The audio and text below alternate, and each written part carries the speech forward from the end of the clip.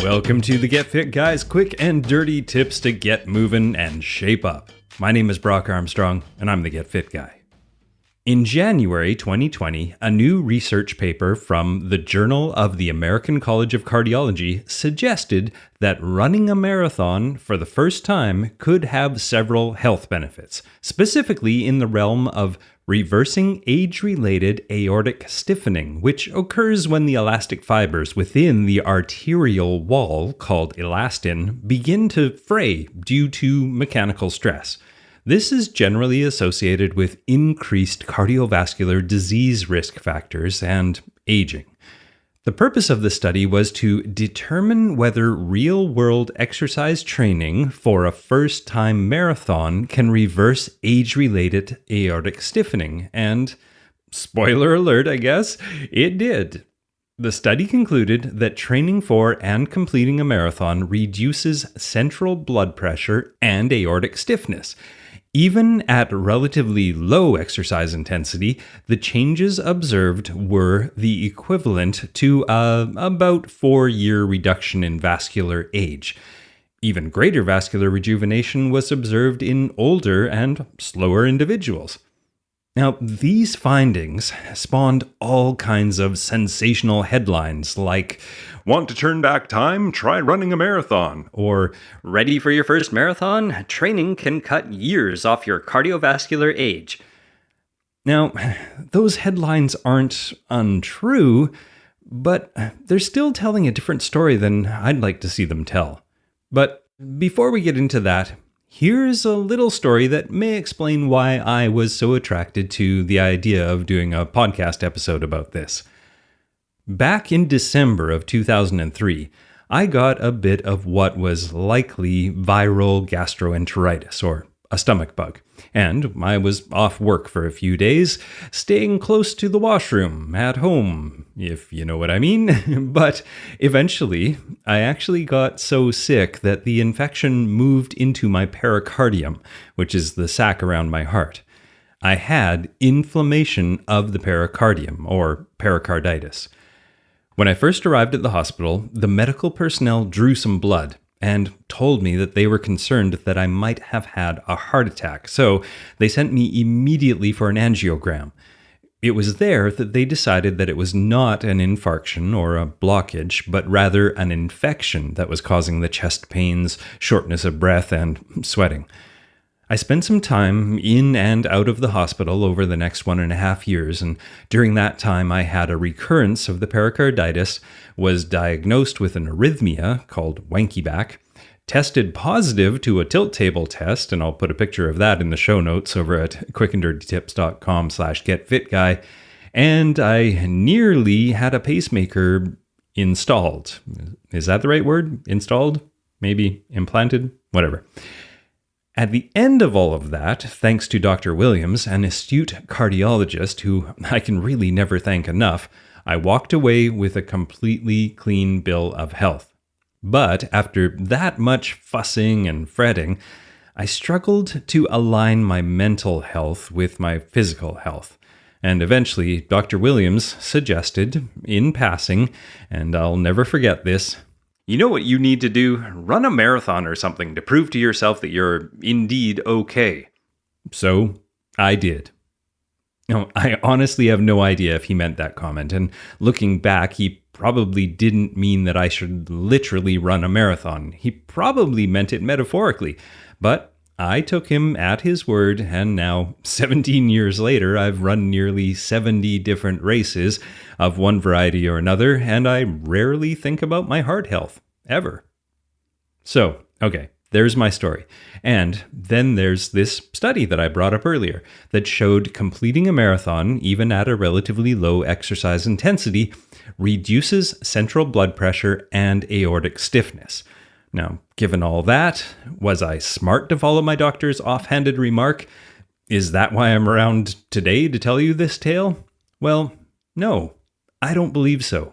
The researchers in this study used a cohort of 138 healthy first-time marathon runners from both the 2016 and 2017 London Marathon. These would-be marathoners were examined before they began their training and after they completed the marathon to determine if age-related aortic stiffening was reversible with real-world exercise training. Now, let me highlight that it was real-world exercise training that they were after. Put a pin in that just for a minute. I'll get back to it. Now, the participants were 37 years old, 51% were women, and none of them had any significant past medical or cardiac history.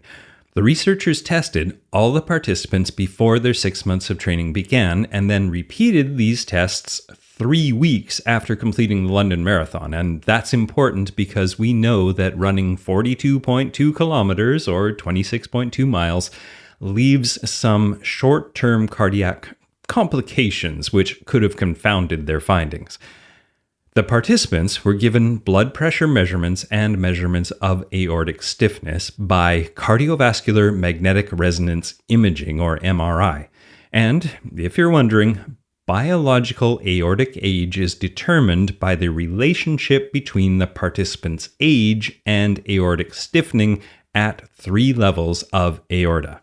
So, okay, at this point, it seems like a great idea to run a marathon, but here's the rub, and my point. Other studies have shown that a daily routine that includes some physical activity is highly beneficial in the prevention and treatment of many prevalent chronic diseases, especially of the cardiovascular system. However, chronic, excessive, sustained endurance exercise may cause adverse structural remodeling of the heart and large arteries. In fact, it is suggested that any individual considering extreme endurance exercise efforts, like marathons, day-long aerobic races, or any other activity that elevates cardiac output continuously over several hours, get regular tests done to screen for ischemia, inadequate blood flow, exercise-induced arrhythmias, or CAC scoring, which is a measurement of the calcium or hardening in the walls of the arteries. So, okay, here we go.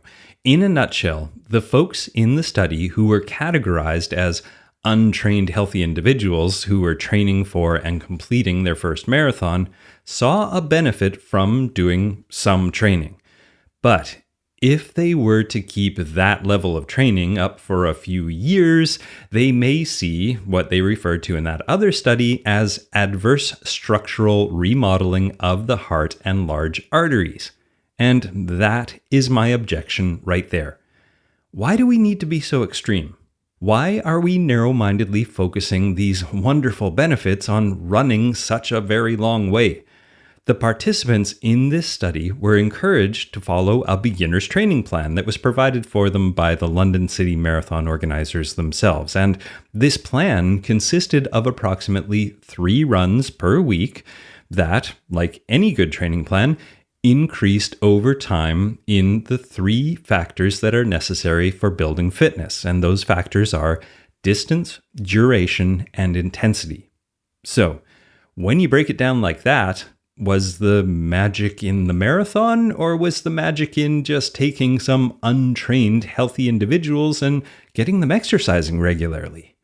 As I mentioned earlier, I don't have a problem with marathons or some vendetta against them.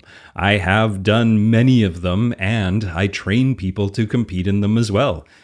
What I do have a problem with is the message that to reap the wonderful health benefits like the ones outlined in this study, that we have to sign up for an expensive event, train hard for 6 months, participate in said event, and if we want those effects to last, we have to start that process all over again.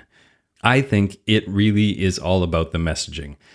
If you want to run a marathon, great, hire me as your coach and I'll help you, but wouldn't a better message be one that preaches an active lifestyle?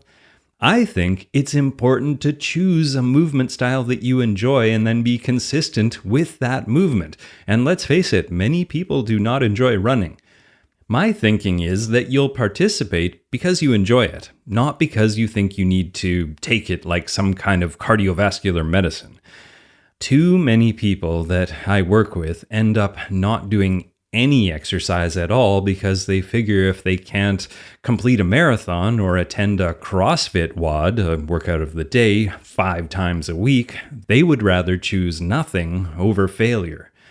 Or they do sign up for a life-changing workout program and then they get injured quite early on. And this is unfortunate, especially when the truth is that simply going for a walk is the gateway to better health for most of us. Then, after you've done that for a while, try adding some stairs or some hills. Then maybe some body weight exercises or yoga in your living room. Then get a second-hand bike and start riding around your neighborhood or out on adventures. And go for some hikes on the weekend and do some gardening in your backyard or around your neighborhood. If you listen closely to what I'm saying here, it sounds a lot like that training plan the marathoners from the study were on. Just get regular exercise with a slowly escalating level of difficulty. And if you do it this way, it's a lot less intimidating and potentially a lot more fun too. Now, as for me, I'm glad I followed my cardiologist's advice and ran that marathon. Not because it bestowed me with some super heart health powers, but because it expanded my view of what I was capable of. At this point in my life, though, I'm perfectly content to never run that far all at once again. But you know what? I am very excited about doing my morning mobility exercises, working at my standing desk, taking some fun and energizing movement breaks each hour of the day, and doing my beloved bedtime yoga routine. And that all keeps me mobile and happy. Now, before I wrap up, I want to let you know that the Quick and Dirty Tips team, the podcast network that this podcast is a part of, wants to be a resource for people out there who are struggling to navigate the circumstances that we find ourselves in right now with the COVID-19 pandemic. We've all been urged to be hygienic and sanitary and to maintain social distance and to work from home and to self-quarantine if we're sick. And all of these requests create more questions. So the podcasters, audio producers, and editorial team here at Quick and Dirty Tips have been trying to be their best to be responsible and flexible and banding together to update articles from our archives and create some new episodes about essential topics that we know are relevant to you guys right now. And to that end, we have created a little questionnaire over at quickanddirtytips.com/coronavirus-questions. It's quickanddirtytips.com/coronavirus-questions. The dash isn't written out as dash, it is a dash. So head over there and let us know what questions we can help you with, and we'll do our best to, as always, keep it quick and dirty with some great information that can help you in your daily life. Once again, quickanddirtytips.com/coronavirus-questions. All right, stay safe out there. My name is Brock Armstrong. I'm the Get Fit guy, reminding you, you don't need to run a marathon. Just raise your heart rate, challenge your muscles, and extend your range of motion.